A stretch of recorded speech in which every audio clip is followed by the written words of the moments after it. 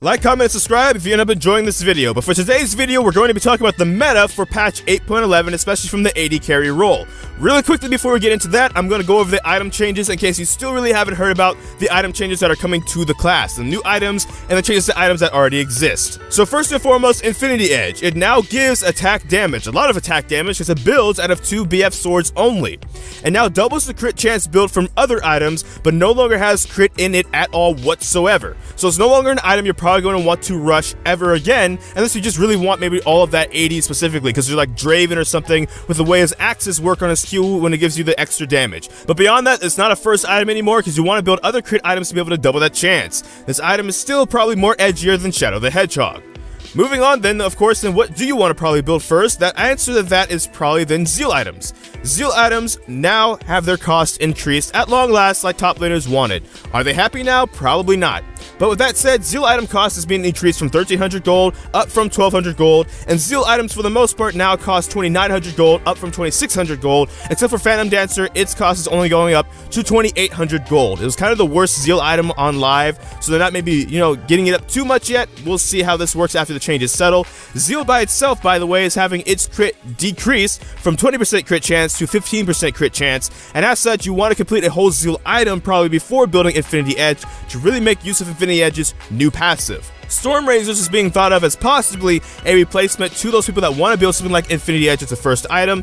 It gives attack damage, it gives attack speed, and now it gives an automatic crit if you have not crit in the last 3 seconds, decreasing cooldown by how much attack speed you have built. It also probably smells like Yasuo's Wind Wall probably tastes like. So with that said, this item could squeeze in as a first or second item on DPS crit AD carries because it does give you crit, it does give you attack speed, it does give you attack damage, and as such it'll give you longer time to delay that Infinity Edge until people really figure out if they want to build that early or not. When it comes to like earlier game AD carries though, one of the things to note is they probably will be stronger. I just don't think crit AD carries are going to be as bad as people say. If you look at the live build of triple crit, for example, you only get 80% crit chance, you're going to now get 100% crit chance because of how Infinity Edge works. However, I do think Lane Dominant or Essence Reaver and like Lifesteal AD carries are about to get stronger because, for example, Lifesteal items are now getting their costs decreased, kind of by the same amount Zeile items are getting their costs increased, so the build efficiency and gold cost is actually kind of still the same if you build Zeile items and Lifesteal items on live. With that said, champions like Lucian and stuff that might want to build Blade of the Ruined King and Essence Reaver and stuff like that early might be getting some buffs by the way the changes are to Essence Reaver, but also because these last lifesteal items are now going to be a bit more accessible a bit earlier, and that's why they're kind of cheaper. Finally, let's quickly talk about Last Whisper in case you haven't heard about that. It now does total armor penetration, and is now the ASMR version of that song from Persona 5, Last Surprise. But in all seriousness, now with these items, they have a bit of cost increase as well, but they'll do total armor penetration to squishy targets and tanky targets alike. The idea being when it comes to crit, it's supposed to be a better stat for tankier targets and squishier targets.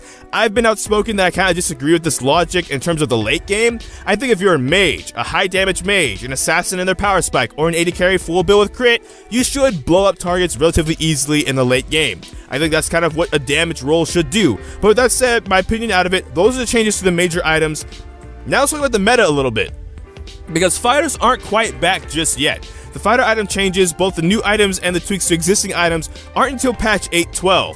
And on live, champions like Jinx, despite the fact that assassins are kind of strong, are still one of the best performing AD carries in the game, despite her weaknesses. And it's not necessarily because she's overpowered, it's just because crit right now can kind of function, especially on certain champions that know the snowball early, and especially depending on the elo. So with these changes, while I do see lane dominant AD carries kind of maybe coming back into the limelight a little bit, I'm not in the boat that crit is as dead as people are making it seem like. I'm kind of maybe a little bit biased, of course, as I play Jinx as well, but I do think a new build path will emerge for DPS AD carries if the live build really isn't great, and I don't think the meta is going to shift just yet until at least at the other side of 8.12, that crit AD carries won't be needed, especially depending on other roles, which is kind of where I'm going to come from this video to be a little bit different.